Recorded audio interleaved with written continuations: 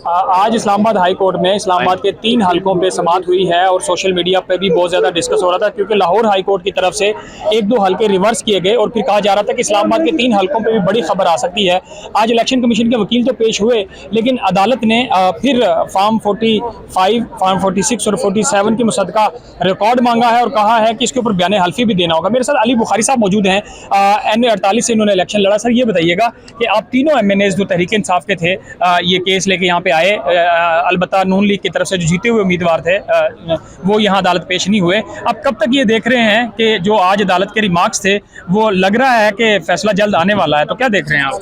बिस्मिल्लाहिर्रहमानिर्रहीम। देखिए, सबसे पहले तो मैं थोड़ा आपको करेक्शन कर दूं, मैंने NA 48 से खाली इलेक्शन लड़ा नहीं, मैंने 45,000 वोट से अल्हम्दुलिल्लाह जीता इलेक्शन, और मैं इमरान खान के टिकट पे लड़ा और इमरान खान की अमानत को होल्ड करके खड़ा हूँ, नंबर 1। नंबर 2, मैं यहाँ पर नहीं आया, इससे पहले मैं सारी अदालतों में गया। आप 11 तारीख से देख लें, 8 को इलेक्शन हुआ, 9 को, 8 को, 10 को, 11 को मुझे स्टे ऑर्डर मिला ECP से। उस टाइम से हम खड़े हुए हैं और अपने हकूक़ की जंग, आपके हकूक़ की जंग और इंसाफ की जंग लड़ रहे हैं, आप लोगों की अमानतों की हिफाजत कर रहे हैं। और आज नौबत यहाँ पर पहुँच गई कि हम ट्रिब्यूनल में मौजूद हैं, और ट्रिब्यूनल ने लास्ट डेट पे अपना ऑर्डर किया था कि आप फॉर्म 45, 46, 47 सारे के सारे रिटर्न कैंडिडेट्स में रिस्पोंडेंट्स और ECP जमा कराए, लेकिन अनफॉर्चुनेटली उन्होंने जमा नहीं कराए। अब बात यह है कि बयान हल्फी हमने तो साथ अटैच किया हुआ, ड्यूल टेस्टेड बयान हल्फी मेरा अटैच्ड है, मेरे साथ जितने गवाह हैं उनका भी अटैच्ड है सारे के सारे। इनको तो जब पहली दफ़ा हमने बुलाया था, हाई कोर्ट में रिट हुई थी 14 तारीख को या 13 को, अगर आपको याद होगा, उसमें भी रिटर्न कैंडिडेट आए थे और इनसे सारे मीडिया ने पूछा था कि भाई फॉर्म 45 दिखा दो, वो तो लेकर आए हैं साथ। तो इन्होंने कहा था आप भी क्यों दिखाएं, जबकि मांगेगा दिखाएंगे, घर में पड़े हैं फलां जगह। यार खुदा का खौफ मानो, झूठ बोलते हो, झूठे लोग हो। मैं तो कहता हूँ यार बैठ जाओ, कुरान रख के हलफ दे दो उसके ऊपर कि यार तुम्हारा है, हम कहेंगे ठीक है। कुरान से आगे तो कोई चीज़ नहीं ना, अल्लाह उसके रसूल से आगे तो कोई चीज़ नहीं, अल्लाह के घर से बड़ी तो कोई चीज़ नहीं। चले जाते हैं खाना काबा, वहाँ जाके बैठ जाओ, बता दो। झूठ के भी कोई सर पाँव होते हैं। आज ना ECP फॉर्म लेके आया, कोई डॉक्यूमेंट लेके आया, ना रिटर्न कैंडिडेट कोई फॉर्म के डॉक्यूमेंट्स लेकर आए, है ही कुछ नहीं इनके पास। बना रहे हैं, क्या कर रहे हैं, I don't know. The thing is कि हमें तो इतना पता है कि इन्होंने लोगों के हक पे डाका मारा, इन्होंने लोगों की जो है वो इमानतों में ख़यानत की।